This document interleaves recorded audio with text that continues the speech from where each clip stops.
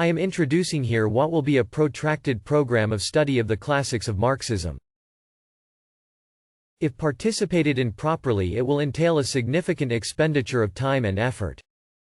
Most of us find ourselves in an economic situation which combines insecurity and obligation in more or less equal measure. Therefore, such an expenditure demands justification. We live in an age where the prevailing culture is profoundly anti-intellectual. Study is often considered an elitist diversion from getting things done, and both left and right consider appeals to personal identity and experience as sufficient substitutes for reasoned analysis. Specifically on the radical left, all too often moral outrage is taken as a valid surrogate for scientific understanding of the historical process, and political commitment is measured by the will to engage in action, however detached from a strategic perspective or even downright ill-considered such action might be. In this atmosphere, it is necessary first of all to reject the superficial imperative to do something, or get involved, in favor of the obligation to act on the basis of the most precise, most objective possible understanding of the total process which forms both precondition and framework of any possible action. Anybody who wants to intervene politically in defense of the interests of the working class, against the insecurity and obligation I noted as our starting point above, is duty-bound to subject themselves to a rigorous program of education. Anything less and they will lead not only themselves but others astray into countless blind alleys and, in retrospect, easily avoided dead ends and false starts. This rigorous program of education cannot be constituted by simply internalizing the contents of some manual. This kind of internalization of a manual is an inevitable part of the mass popularization of any system of thought. Consider a book like The ABCs of Communism after the October Revolution, or the role played by Kautsky's texts in the Second International prior to the First World War. But for such manuals to be produced and to serve as a helpful guide and not a further cause of confusion, first their authors must be trained to the highest possible level. Today, those of us committed to the Marxist worldview must see ourselves in that light. It is our responsibility to agitate, educate, and organize, and in order to educate we must first educate ourselves. And our self-education must go well beyond a surface, empirical reading of classic texts or familiarity with the facts of today's concrete issues. It entails a comprehensive grasp of Marxism as a scientific methodology for the analysis of the dynamics of the social structure. Not as a set of pre-established conclusions which can be applied ready-made to every situation, but a method which allows us to come to conclusions about the governing dynamics of a situation on the basis of an analytical process. It is to the assimilation of this method that this series of courses is dedicated. The assimilation of this method forms the dividing line between revolutionary Marxist politics and a pragmatic and empirical activism which lacks a substantive connection between its day-to-day activity and the strategic objective of seizure of power by the proletariat and transformation of the production relations from capitalist to communist. Such activism may employ a Marxist vocabulary to justify itself, but the conceptual substance of Marxist politics is lacking. We can only assimilate this substance through a close reading of the texts which constitute its initial formulation. A reading which interrogates each word and expression to excavate the undergirding conceptual structure of which it forms a part. An excavation which entails the placement of each text within the historical moment which it is both an element of and an intervention within. Only in this way can we understand the methodology through which the text was constructed and train ourselves to apply the same methodology. No term, whether commodity or capital, democracy or dictatorship, self-determination or imperialism, can be permitted a lazy common-sense interpretation. They must be understood as elements within a total conceptual system whose logic has to be grasped as a whole before any particular element can be understood. It is the assimilation of this conceptual system which is required before Marxism can be applied to concrete problems. That is to say, it is a prerequisite for engaging in Marxist politics. Without revolutionary theory, no revolutionary movement. If, as Trotsky said of Marxism, paraphrasing what Herzen said of Hegel, that it is the algebra of revolution, is true, simply asserting that x equals y is not sufficient. We must be able to confidently carry out the operations which demonstrate this to be true, check our own work for errors, and perhaps come to the conclusion that x does not equal y after all. Not on the base of a rejection of the logic of the system but through its application. This is why Marxism is a science and not a dogmatic system of belief. The programmatic positions of Marxism are the end result of an analytical process implemented through a particular methodology. Acceptance of these programmatic positions without assimilating the methodology and using it to carry out this analysis on your own account will leave you at a happy best to follow the leadership of those who have done this, and at a more realistic worst to exhaust yourself in sterile and misdirected activities.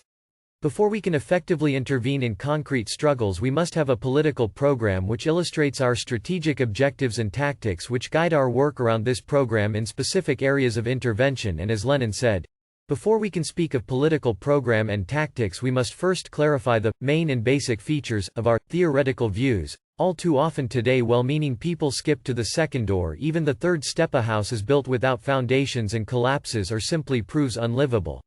My intention with these courses is to provoke careful and precise consideration of these foundations. Now I am going to summarize the organization and content of the courses and the logic behind the choice of material selected and the sequence in which it is presented. We will begin with an abridgment of Volume 1 of Capital by German social democratic politician and latter left communist militant Otto Ruhl, paired with an introduction by Trotsky. This will serve to provide a quick overview of Marx's theoretical model of the capitalist mode of production, which is a necessary basis for understanding everything which follows. I am consciously choosing not to begin with Capital Volume 1 or Capital as a whole. Marx's work on political economy will instead be further covered in later courses. This is to avoid the reduction of the introductory study of Marxism to the Capital reading group, which can easily detach the critique of capital from its context in the class struggle for state power, encouraging the all too popular view of Marx as simply a social scientist and not a founding leader of a political party. This in turn depoliticizes Marxism and reduces it to a scholastic exercise for academics, which it should never be.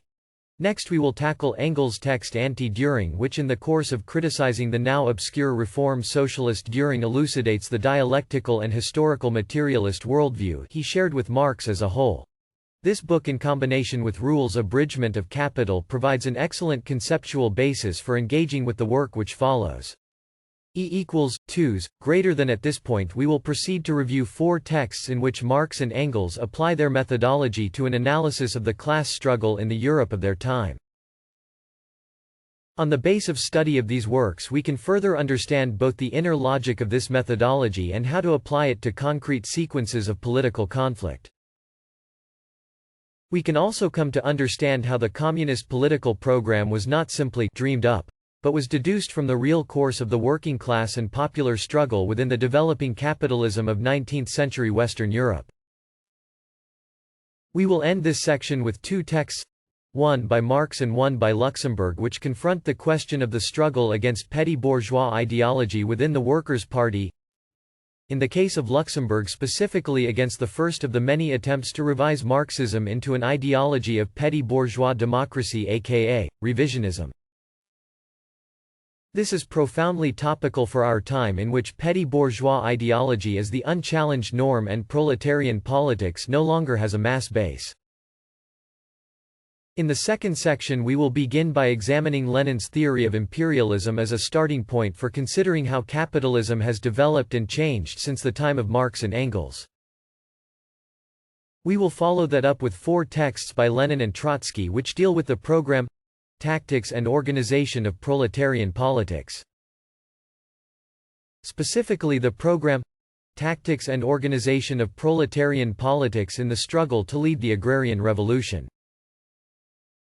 This will provide a basis for a discussion of both what the agrarian revolution and its completion mean for proletarian politics and how to creatively draw lessons from Lenin and Trotsky's political thought today.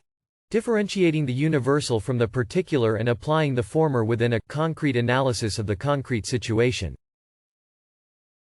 We will then proceed to a series of 3 texts which together summarize the Bolshevik defense of the revolutionary Marxist theory of the state against social democratic revisionism. This will provide the basis for a further discussion of what democracy and dictatorship mean in Marxist terms and why Marxists can with equal justice be seen as opponents and as defenders of democracy. Then we will tackle Lenin's left-wing communism as a base for reflection on how communists can act politically in bourgeois democracies with fully developed capitalism while paying due attention to the differences between his moment and ours. This will be followed by a reading of Trotsky's The New Course and Lessons of October. Texts in which Trotsky initiated the criticism of the bureaucratic degeneration of the Soviet Union and clearly raised the question of the still unresolved complexities and difficulties of bourgeois democracy for communists. The first 2 sections will conclude with a reading of Preobrazhensky's The New Economics, a text which provides a theoretical framework for considering the specific dynamics of the degenerated workers' states, which were the historical product of the October Revolution. In further sections we will review the Marxist classics on the woman question and the national question, Marx's work on the critique of political economy, the history of the international workers' and communist movement, and Marxism's Enlightenment roots. Finally, I'd like to confront some possible objection to the curriculum outlined here which, as well as being fashionable, succeed perhaps despite themselves in raising some important questions. First of all, in the current intellectual culture many people will condemn a curriculum like the one outlined here as Eurocentric. Indeed it is. But it is Eurocentric to precisely the same extent that the historical production of the modern bourgeois world objectively centered Europe. Europe was the homeland and birthplace of capitalism, and Marxism is as much a product of capitalism as the iPhone. Marxism emerges out of the Enlightenment intellectual tradition, which expressed on the ideological level the progressive development of commodity production into capitalism, and generalized commodity production in Western Europe. A development which was to determine the destiny of not only Europe, but the entire globe. A development which currently has united the whole of humanity within a single civilization defined by a shared subordination to capitalist economic forms in material life and their ideological reflection in spiritual life. Both this civilization and the self-critique produced by its internal contradictions, which forms its most intellectually advanced product, began in Europe. In the period from the end of the 18th to the earlier part of the 20th century, Europe was objectively at the center of the world historical process, even if, as Marx and Engels noted, that center was moving progressively east. Therefore, to understand the bourgeois society whose limitations we continue to endure, we must begin by sheer force of blind historical contingency with Europe. However, we must on no account end there. What was once European civilization has been assimilated by a newly universal humanity as world civilization, and Europe itself has become insignificant. In addition, it is worth noting that to view Marxism as Eurocentric is in fact to understate the claim for its narrowness. None of the classics of Marxist thought were produced in France or in the Anglo-Saxon states. This also has powerful historical reasons. In these countries, which were veritable, ideal types of bourgeois society, the ideological and political hegemony of the bourgeois remained too strong for the assertion of an independent proletarian critique of bourgeois society to find truly broad rooting. Thus, for opposite reasons, the most completely bourgeois societies were almost as incapable of producing a comprehensive critique of capital as the non-bourgeois societies who encountered capitalism only as an external force. Marxism found its firmest ground in that zone of Central and Eastern Europe where a powerful development of capitalism was conjoined to an incomplete bourgeois revolution in which feudal residues continued to define the social structure as a whole. In that sense, although Marxism could not emerge in a non-European world whose traditional relations were yet to be dissolved by the solvent of exchange value, it was equally incapable of fully articulating itself in the centers of pure capitalism. It found its clearest expression in the developing world of its day, where the question of the transition from feudalism to bourgeois society remained incompletely resolved, and the possibility that the proletariat in taking leadership of that transition could speed the way to socialism remained open. Today, at a moment when increasingly throughout the world the only way forward with an objective base is the uncharted one from pure capitalism to pure socialism, it is more important than ever to assimilate the heritage of this prior period as a necessary base for action in the present. Secondly, perhaps on the basis of the recognition of some of the facts noted above, some people, albeit fewer, are inclined to say, "Yes, of course I am a Marxist. But that has nothing to do with Lenin and the Bolsheviks, who were simply bourgeois modernizers who accomplished industrialization through state capitalism." These people, like the critics of Eurocentrism addressed above, certainly have a point. The states produced by the October Revolution, as well as creating a balance of power qualitatively more favorable to the working class both within their borders and worldwide, had a character defined by a rapid industrialization achieved by methods which, although restricted by the political framework of a state which found its legitimacy in the workers' movement, were inherited from bourgeois society.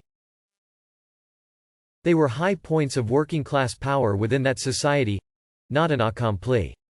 Shed negation. The latter could be durably attained only on the base of the offensive of the world revolution, which Lenin and Trotsky understood was the only hope of long-term victory for the new workers' republic. As the prospect of the world revolution receded, so did that of a decisive elimination of capitalist economic forms and the transition to socialism. A society without workers and without a state stagnated indefinitely in the form of workers' states, which, like every other institution of the labor movement within capitalist society, developed their own parasitic upper strata and incentives for compromise. However, it is this stalemate and the process of events leading up to it which forms the high point of the class struggle as it has actually developed within capitalism.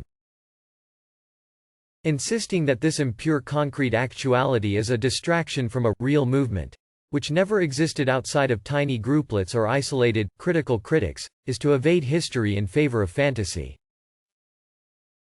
Most importantly, the proletarian revolution does not emerge separately from the bourgeois revolution, but within it, and the bourgeois democratic and proletarian socialist revolutions remain entwined for as long as the agrarian question remained to be resolved. Hence, for a whole historical period from 1789 to our current period. Even in a world more purely capitalist than ever, socialism remains not the simple negation but at one and the same time both the negation and the culminating point of bourgeois modernity.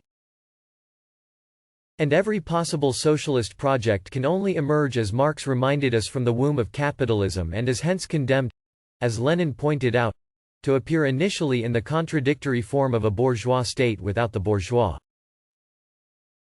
The full resolution of this contradiction in practice remains a task for the future. But without recognizing and understanding the partial victories of the past, it is unlikely we will be fit to approach such a complex and delicate problem. Thirdly, it's possible that some of you defend the Soviet legacy but object to the positions of Trotsky and his co-thinkers. That debate is extraordinarily complex. However, if over the course of these studies you feel compelled to engage in it, please do so either through email correspondence or in the off-topic channel of our Discord. I will be happy to debate these or any other contentious political questions as conscientiously as possible. I would only ask that all participants maintain standards of intellectual precision and avoid heap shots or personal attacks. With these perhaps tedious opening remarks out of the way, I invite everyone to take a look at our reading assignment for Session 1 of Course 1, Trotsky's April 1939 Introduction to Rules Capital Abridgment, Marxism in Our Time. I will note that despite its introductory character, this text is quite rich in the multitude of interrelated questions it covers. many of which will be revisited time and time again over the run of these courses. I will not review the text here section by section. However, in the interest of beginning our practice of close reading, I would ask that you read the text with the following questions in mind and briefly write up your reflections on each one, emailing them to my address, or posting them in our Discord. With that done, we can review our answers and proceed to later sessions with a better idea of from what starting point we are beginning in terms of our perspectives and levels of understanding. The questions are: 1. What does it mean to characterize economic categories as semi-mystical? 2. Why do Marx and Trotsky deny the existence of transhistorical economic laws, and by extension what might be the differences between the political economy, which Marx took as the object of his critique, and the economy, which was an object of discussion, for example, among Aristotle and his students? 3. What is the significance of the materialist and the dialectical methodologies to the analysis of capitalist society? 4. What is the relation between Marx's critique of political economy and classical political economy itself? 5. Why must a systematic analysis of capitalist society begin with the commodity? 6. Why is labor power a unique commodity?